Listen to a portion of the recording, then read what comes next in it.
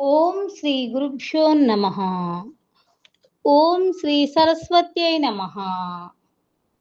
ఏవిబి సుబ్బారావు గారి ఆధ్యాత్మిక బృందం వారి సౌజన్యంతో వైశాఖ పురాణం 9వ అధ్యాయము సతి దేహ త్యాగము. అంబరీష మహారాజుతో నారదుడిట్లు పలికెను. శృతదేవుడు చెప్పిన పిశాచత్వ మోక్ష కథను విని శృతకీర్తి మహారాజిట్లు పలికెను. శృతదేవ మహాముని, ఇక్ష్వాకు వంశరాజగు హేమాంగదుడు జలదానము చేయకపోవట వలన ముమ్మారు చాతకముగను జన్మించి బల్లిగా ఆ గృహమున నుండెను కదా. పుణ్యమును కలిగించు యజ్ఞయాగాదికములు దానములను చేసిన హేమాంగదుడు కర్మానుసారము చాతకము మున్నగు జన్మలనెత్తవచ్చును. కాని సత్పురుషులను సేవింపకపోవుట వలన గ్రద్దగను పలుమార్లు కుక్కగను జన్మించట మాత్రము తగినట్లుగా నాకు తోచుటలేదు. హేమాంగద మహారాజు సజ్జనులను పూజింపలేదు కావున వానికి పుణ్యలాభము కలగకపోవచ్చును. పరులకు పీడ కలిగించినచో బాధలు రావచ్చును. అట్టి అనర్థమును చేయలేదు కదా, అనగా పరపీడనము చేయలేదు కదా. కావున వీనికి శునకాది జన్మలెందులకు కలిగినో వివరించి నా సందేహమును తీర్చగోర్చున్నాను అని అడిగిన శృతకీర్తిని మెచ్చి శృతదేవుడిట్లు పలికెను. రాజా వినుము. ఈ విషయమున పార్వతికి శివుడు కైలాస శిఖరమున చెప్పిన విషయమును వినుము. భగవంతుడి లోకములన్నిటిని సృష్టించెను. వాని స్థితిని ఇహలోక సంబంధము పరలోక సంబంధము అని 2 విధములుగా నేర్పరచెను. ఇహలోక సంబంధములుగా జలసేవ, అన్నసేవ, ఔషధ సేవయని ఇహలోక స్థితికి 3 హేతువులు చేర్చెను. ఇవి 3ను ఇహలోక స్థితికి సర్వలోకములకును ముఖ్య హేతువులు. అట్లే పరలోక సుఖ స్థితికి సాధు సేవ, విష్ణు సేవ, ధర్మ మార్గ సేవను 3ను ముఖ్య హేతువులు. ఇవి భగవంతుడు ఏర్పరిచిన విధానములని వేదములయందు చెప్పబడినది. ఇంటి యందుండి సంపాదించుకున్న ఆహార పదార్థము ప్రయాణమున ఆహారమునకు ఉపయోగపడినట్లుగా ఇహలోకమున మనము పరలోక స్థితికై సంపాదించుకున్న సాధు, విష్ణు, ధర్మ మార్గ సేవలు ఉపయోగపడుచున్నవి.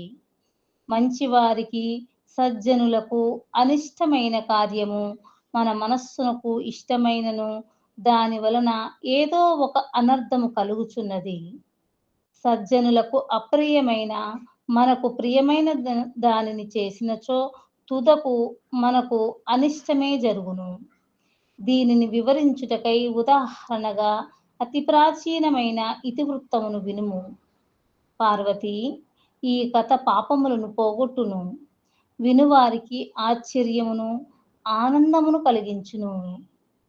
పూర్వము దక్ష ప్రజాపతి అపూర్వమగు యజ్ఞమును చేయదలచెను. అంతకు పూర్వమే అతని కుమార్తెయగు సతీదేవిని శివునికిచ్చి వివాహము చేసెను. అల్లుడైన శివుని యజ్ఞమునకు రమ్మని పిలుచుటకై కైలాసమునకు వచ్చెను. అట్లు వచ్చిన దక్ష ప్రజాపతిని చూచి, నేను దేవతలందరికీ గురువును, వేదములు వివరించు త్రికాల బాధితమైన వాడను. చంద్రుడు, ఇంద్రుడు మున్నగు దేవతలు నాకు కానుకలు తెచ్చువారు, అనగా సేవకప్రాయులు. ప్రజాపతులలో నొకడైన దక్ష ప్రజాపతియు తనకు పిల్లనిచ్చిన మామయ్యై గౌరవార్హుడైనను పరాత్పరుడనగు తాను ప్రజాపతులలో నొకనిని చూచి లేచి గౌరవించుట వానికి శ్రేయస్కరము కాదు. యజమాని సేవకును చూచి లేవరాదు, భర్త భార్యను చూచి లేవరాదు, గురువు శిష్యుని చూచి లేవరాదు అని పండితుల మాట కదా. దక్ష ప్రజాపతి పిల్లనిచ్చిన మామయ్యగుటచే పూజ్యుడే, కాని ఇచటి పూజ్యత్వము బంధుత్వమును బట్టి వచ్చినదగుటచే సర్వోన్నతుడు, సర్వోత్తముడు, దేవదేవుడు అగుతాను, అనగా శివుడు లేచి నిలుచుండి గౌరవించుట శిష్యుని చూచి గురువు లేచినట్లుగా భార్యను చూచి భర్త లేచినట్లుగా, సేవకును చూచి యజమాని లేచినట్లుగా ధర్మ విరుద్ధముగా నుండును. కావున తాను లేచి నిలుచుండి గౌరవించుట దక్ష ప్రజాపతికి శ్రేయస్కరము కాదు. లేచినచో యజమానులు మున్నగువారు లేచి సేవకాదుల గౌరవించుట వంటిది. ఇట్లు చేయుట వలన సేవకాదుల ఆయువు, ధనము, కీర్తి, సంతతి మున్నగునవి వెంటనే నశించునని తలచిన పరమేశ్వరుడు మామయగు దక్ష ప్రజాపతి వచ్చినను, మామగారుగా పూజ్యుడైనను దక్షుని శ్రేయస్సును కోరి లేవలేదు. కానీ పరమేశ్వరునంతటి వాని ఆలోచనా శక్తిని, ఔన్నత్యమును గమనింపజాలని దక్ష ప్రజాపతి ధర్మ సూక్ష్మమును గమనింపలేక అల్లుడు తనను గౌరవింపలేదని శివునిపై కోపము తెచ్చుకొనెను. కోపమును, ఉద్రేకమును ఆపుకొనజాలని అతడు శివుని ఎదుటనే ఇట్లనెను: ఓహో! ఎంత గర్వము!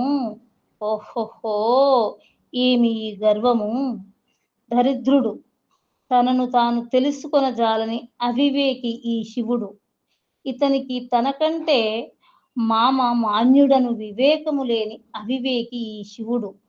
ఇతడెంత భాగ్యవంతుడో కదా! ఈశ్వరుడను పదమున ఐశ్వర్యమును కలిగి ఉన్నాడు. ఇతని ఐశ్వర్యం ఎంత గొప్పదో కదా! వయసెంతయో తెలియదు. శుష్కించిన ఒక్క ఎద్దు వీని ఐశ్వర్యము. పాపము కపాలమును, ఎముకలను ధరించి వేదభాష్యులగు పాషాండుల చేత పూజింపబడువాడు. ఇతడు వృధా అహంకారుల దైవము. ఇట్టివాడిచ్చు మంగళమేమియుండును? లోకములు, శాస్త్రములు, లోకములు చర్మధారణము అంగీకరింపవు. దరిద్రుడై చలికి బాధపడుచు ఇతడు అపవిత్రమగు గజచర్మమును ధరించును.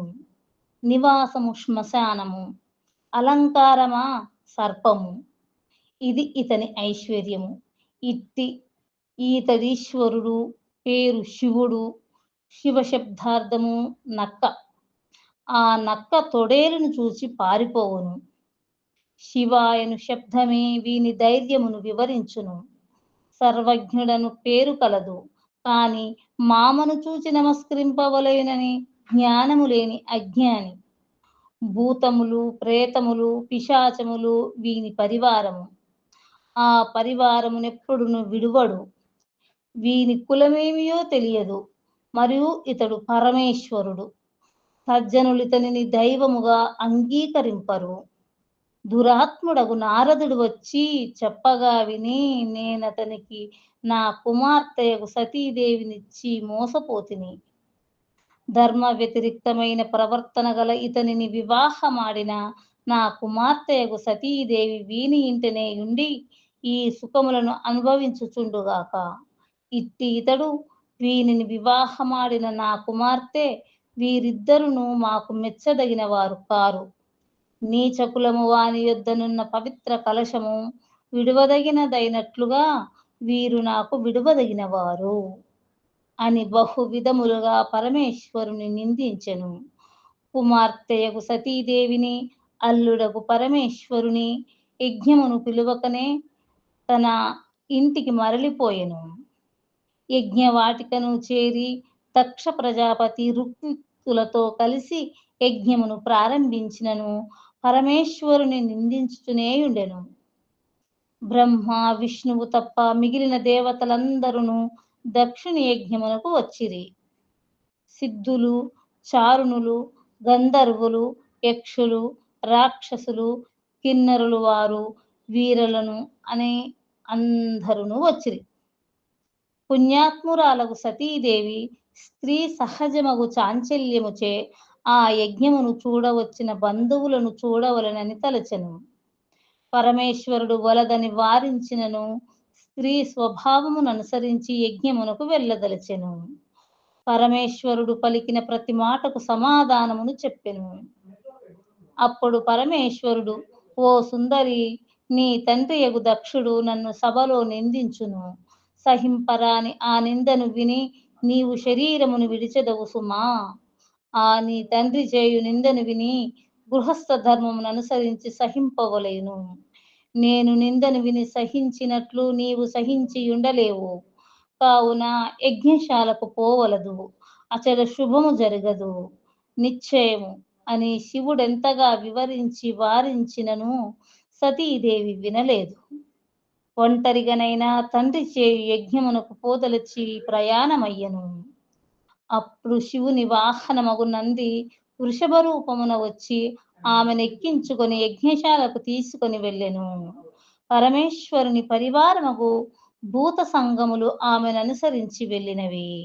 సతీదేవియు యజ్ఞశాలకు వెళ్ళి తన పరివారమును యజ్ఞశాలకు వెలుపల నుంచి తాను లోనికి వెళ్ళెను. యజ్ఞశాలను ప్రవేశించిన సతీదేవిని బంధువులెవరునూ పలకరింపలేదు. దానిని సతీదేవిని గమనించి భర్త చెప్పిన మాటను స్మరించుకొని యజ్ఞవేదిక కడకు పోయెను. తండ్రి అచటనున్న సభ్యులు ఆమెను చూచియు పలకరింపక మౌనముగా ఉండి దక్షుడును యజ్ఞమున చేయవలసిన రుద్రాహుతిని విడిచి మిగిలిన దేవతలను ఉద్దేశించి ఆహుతులనిచ్చెను. తండ్రి చేసిన అకృత్యమును గమనించి కన్నీరు నించిన సతీదేవి ఇట్లు పలికెను. తండ్రి ఉత్తములను అవమానించుట ధర్మము కాదు. అట్టి అవమానము శ్రేయస్సు కలిగింపదు. రుద్రుడు లోకకర్త, లోకభర్త, అందరికి ప్రభువు. అతడు నాశరహితుడు. ఇట్టి రుద్రునికి హవిస్సును ఆహుతిగా నీయకపోవుట యుక్తము కాదు సుమా. ఇట్టి బుద్ధి నీకే కలిగినదా? ఇట్టి దుర్భర బుద్ధిని ఇచటి వారు కలిగించారా? ఇచటి వారెవరునూ నీవు చేయు పని మంచిది కాదని చెప్పకపోవుట ఏమి? విధి విధానము వీరికి విముఖమయ్యున్నదా అని సతీదేవి పలికెను. సతీదేవి మాటలను విని సూర్యుడు నవ్వెను. అచటనున్న భృగు మహర్షి సతీదేవిని పరిహసించుచు తన గడ్డములను చరుచుకొనిరి. కొందరు చంకలు కొట్టుకొనిరి, మరికొందరు పాదములను తొడలను కొట్టుకొనిరి. ఈ విధముగా సభలోని వారు దక్షుని సమర్థించుచు సతీదేవిని పరిహసించుచు విచిత్ర వికారములను ప్రదర్శించిరి. విధి వ్రాతకు లోబడిన దక్షుడును ఆమెను శివుని బహు విధముల నిందించెను. రుద్రానియగు సతీదేవి దక్షుని మాటలను విని కోపించి భర్తృనిందను విన్నందులకు ప్రాయశ్చిత్తముగా యజ్ఞశాలలోని వారందరూ చూచుచుండగా యజ్ఞవేదికలోనున్న అగ్నిగుండమున శరీరమును విడిచెను. ఆ దృశ్యమును చూచిన వారందరూ ఆహాకారములు చేసిరి. పరమేశ్వరుని పరివారమగు ప్రమదులు అరుగున పోయి పరమేశ్వరునకు ఆ విషయమును తెలిపిరి. వైశాఖ పురాణం 9వ అధ్యాయము సంపూర్ణం. సర్వం శ్రీకృష్ణార్పణమస్తు. హరి ఓం తత్సత్.